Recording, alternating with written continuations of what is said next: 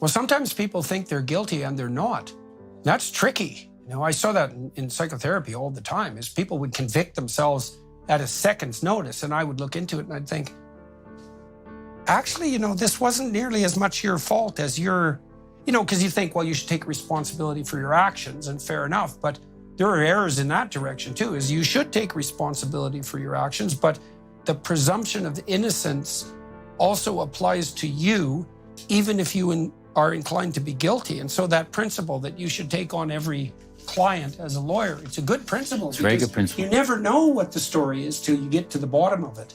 The goal of analyzing a piece of misbehavior, let's say if the goal is atonement, what that means is you have to know exactly where you stepped wrong right from the beginning of the process. And that means you also have to know where you're guilty, but about things that were actually peripheral to the event, or maybe you shouldn't have been guilty about them at all. It's like, no, this is the cardinal mistake.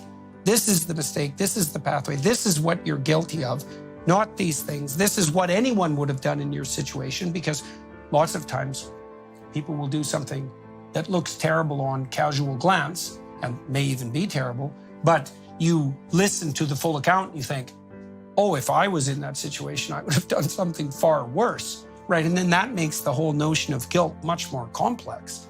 I also noticed as a clinician, that I was often dealing with people who had been accused in one way or another, often by themselves, of some malfeasance. And I always took the case that my role as a counselor was to begin with the presumption of innocence and to investigate based on that presumption, but also to help my client, even in regards to themselves, to start with the presumption of innocence. So if someone was feeling very guilty and was depressed, for example, which is that's a situation where the adversary is within and is eating your soul, so to speak, you have to mount a strong defense.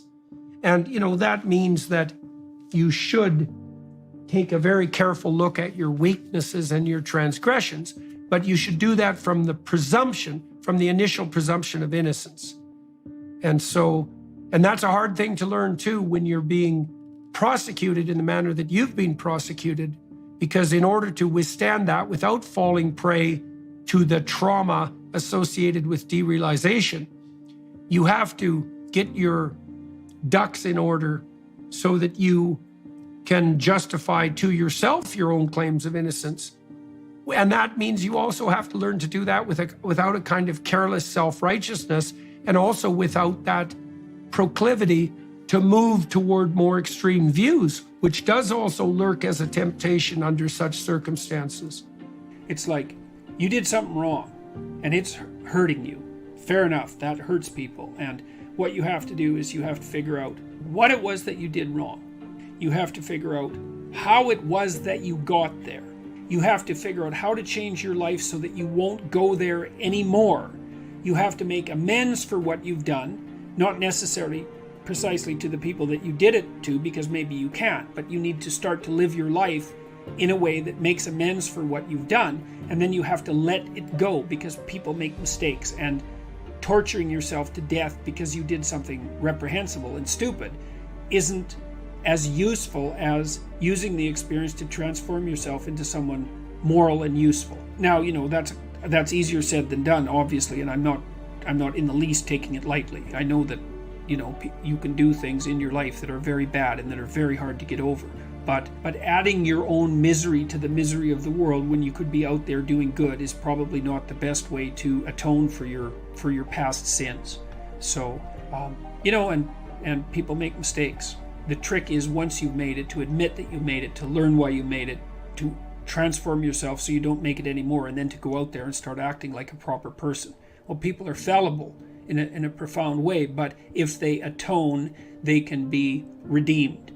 And if they're penitent, that's where the word penitentiary comes from, by the way. If they're penitent, if they go over their conscience, if they confess to what they've done to themselves, to God and society, let's say, and they attempt to strike out on a better path, and that's all genuine. It's like the idea is, if you don't allow people who've made mistakes to move on, then you just have to dispense with everyone because everyone's made mistakes. Now, having said that, I know there's difference between categories of mistakes, but, you know, forgiveness after repentance is a good moral axiom. Well, you should treat yourself like you're someone responsible for helping. And the first question is, well, why don't you? And the answer is, well, there's a lot wrong with you, you know, and it's hard to exercise enough love and care in a deep and non-naive way to care properly for something like that.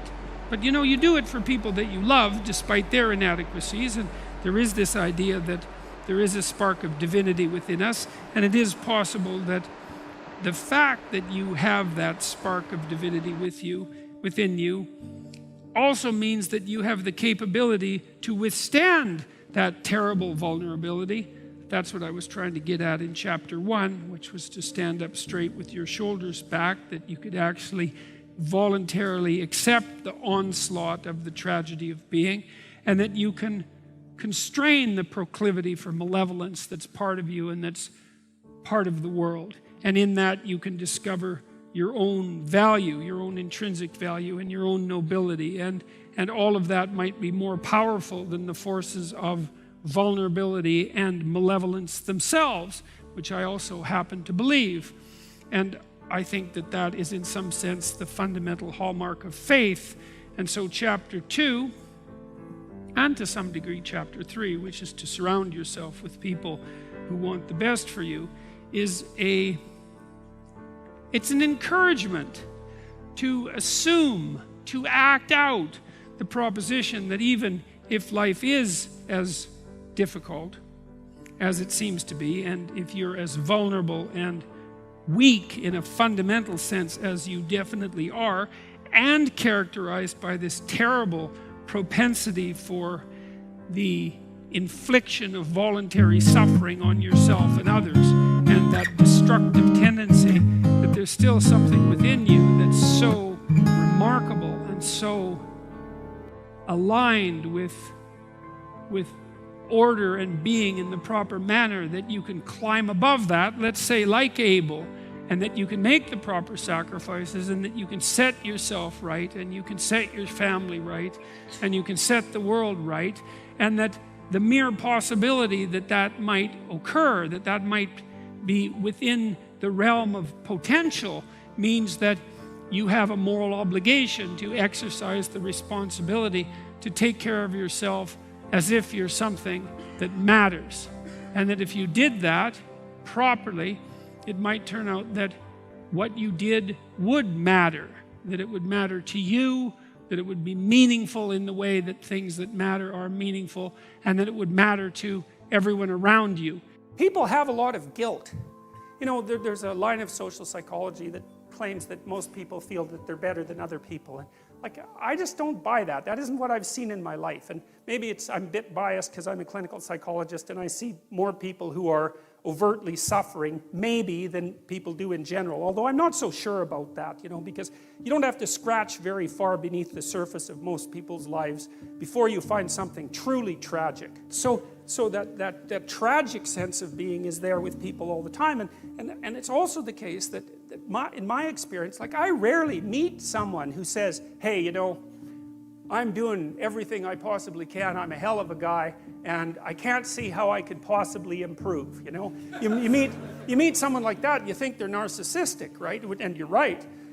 But most people don't feel that way. They feel like they could do a hell of a lot better than they are, and they're quite acutely aware of their faults, and they don't feel that they're what they should be. And you see, what happens in the story of Adam and Eve as well is that when people become self-conscious, at least that's how it looks to me, they get thrown out of paradise, and then they're in history. And history is a place where there's pain in childbirth, and where you're dominated by your mate, and where you have to toil like mad, like no other animal, because you're aware of the future. You have to work and sacrifice the joys of the present for the future constantly, and you know you're going to die, and you have all that weight on you. And to me, again, that's just, how can anything be more true than that? That's just As far as I can tell, that's just how it is, unless you're naive beyond comprehension. The existentialist said, well, people feel like they have a debt that they have to pay off to existence for the crime of their being, something like that. And maybe it's because we're acutely aware that we have to offer something of value to the people around us so that they can tolerate us, while we're going about our business.